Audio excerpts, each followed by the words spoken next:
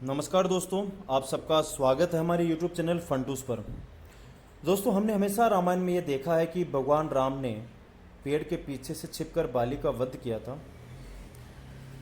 दोस्तों, इस बात में कितनी सच्चाई है और अगर सच्चाई है तो ये बात कितनी सत्य है, इसको जानने के लिए आप दोस्तों हमारे वीडियो को देखते रहे। और हाँ दोस्तों, हमारे चैनल को आप ज़्यादा से ज़्यादा आप सब्सक्राइब करें, क्योंकि दोस्तों आज मैं आपको बताने जा रहा हूँ कि क्या भगवान राम ने बाली का वध पीछे से किया था, और अगर किया था तो इसके पीछे का कारण क्या था, वो हम आज को आपको बताने जा रहे हैं।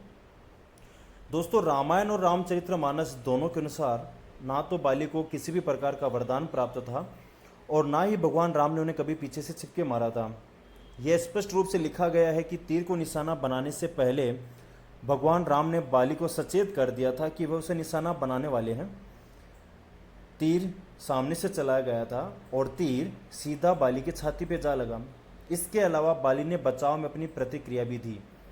हाँ, बाकी समय जब सुग्रीव और बाली ने लड़ाई की, वे छिपे हुए थे, सिर्फ इसलिए कि वे बाली और सुग्रीव की लड़ाई के दौरान छिपे हुए रहे और उन्हें एक पेड़ के पीछे से देखा गया। इसका मतलब यह नहीं है कि वह अन्याय के साथ बाली के साथ लड़े। इसका अर्थ यह है कि हर एक को अपनी लड़ाई लड़नी पड़ती है। भगवान आपका समर्थन तभी करते हैं जब आप अपनी रक्षा करने में सक्षम नहीं होते हैं। दोस्तों, अब बाली के वरदान के बारे में बात करने के साथ साथ भगवान राम के पेड़ के पीछे से छिपकर बाली के वध करने के विचार में भी अगर हम बात करें तो दोस्तों, अगर एक पल के लिए हम ऐसी बातों को सच भी मानते हैं तो भी हम निम्नलिखित बिंदुओं को देखते हुए भगवान राम द्वारा बाली के किए गए वध को सही ठहरा सकते हैं। दोस्तों, मैं आपको कुछ बिंदु बताने जा रहा हूं जिसके आधार पर हम ये कह सकते हैं भगवान राम ने जो कुछ भी किया वो सही था। दोस्तों, इसमें पहला कारण है ब्रह्मदेव का वरदान रखने के लिए।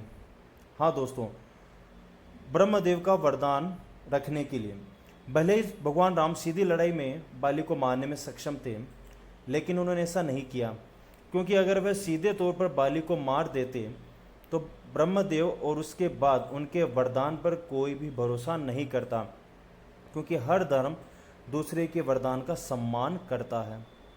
दूसरा कारण, यदि भगवान राम लड़ने के लिए बाली के सामने गए होते तो भी भगवान राम की शक्ति का आधा हिस्सा बाली के पास चला जाता और बाली भगवान राम की शक्ति का 1% भी अपने शरीर पर धारण नहीं कर पाता और वह स्वयं जलकर राख हो जाता।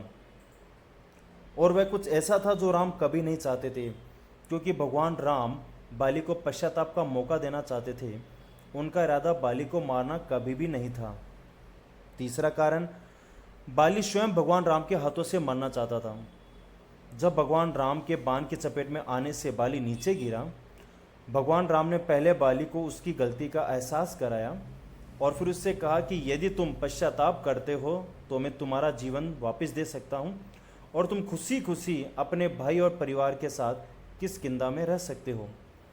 लेकिन बाली ने भगवान राम के प्रस्ताव को यह स्वीकार करते हुए खारिज कर दिया कि इस दुनिया में हर किसी को भगवान राम की वजह से जीवन मिलता है, लेकिन कुछ एक ही ऐसे भाग्यशाली होते हैं जिन्हें भगवान राम के हाथों से मुक्ति मिलती है, और वह भगवान के हाथों से मुक्ति पाना चाहता था। लेकिन उसने मरने से पहले अपने पुत्र अंगद को भगवान राम की सुरक्षा में छोड़ दिया और भगवान राम ने अपने पुत्र के रूप में अंगद की रक्षा करने का वचन बाली को दिया। चौथा कारण, बाली जन्म से और कर्म और व्यवहार दोनों से एक जानवर था और नियमों के अनुसार जानवर एक दूसरे से लड़ सकते हैं, जैसे बाली और सुग्रीव। लेकिन जब इंसान जानवर से लड़ता है तो वह शिकार के रूप में होता है, और भगवान राम ने जो कुछ भी किया वह शिकार करने के नियमों पर आधारित था। और भगवान राम ने बाली का शिकार किया तो जो अपने भाई और भाभी के प्रति अपने पशु व्यवहार के लिए जाना जाता था।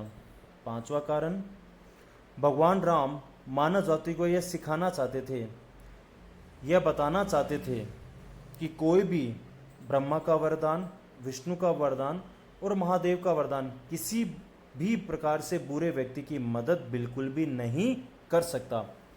यदि कोई दुष्ट व्यक्ति अधर्मी है, दुराचारी है, पापी है, तो कोई भी वरदान जो उसने अर्जित किया हो उसकी सज़ा को नहीं रोक सकता। अमरता अर्थात भक्ति तक पहुंचने के लिए केवल एक ही वरदान है और वो है भक्ति।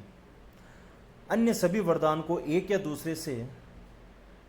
दूसरे तरीके से तोड़ा जा सकता है। छठा कारण, बाली की मृत्यु उसके कर्म पर आधारित थी। जैसा कि हमने आपको पहले भी कहा था कि बाली का जो कर्म है एक जानवर प्रवृत्ति का था, और जानवर प्रवृत्ति होने के कारण वह हमेशा जानवरों की तरह लड़ता रहता था, और यही बाली की मृत्यु का कारण था। जो मिला वह उसके कर्मों का ही परिणाम था। तो दोस्तों, मैं उम्मीद करता हूँ कि आपको मेरा ये वीडियो पसंद आया होगा। दोस्तों, अपने कमेंट बॉक्स में लिख के ज़रूर भेजिएगा। और हाँ दोस्तों, मेरे चैनल को ज़्यादा से ज़्यादा आप सब्सक्राइब करें। सब्सक्राइब करने के लिए आपको सब्सक्राइब दिए गए बटन को आपको क्लिक करना है, और उसके पास दिए गए बेल आइकन के बटन को भी आपको दबाना है, जिससे हमारे आने वाले हर नेक वीडियोज़ की जानकारी आपको मिलती रहे और हम आपको नई नई जानकारी देते रहें।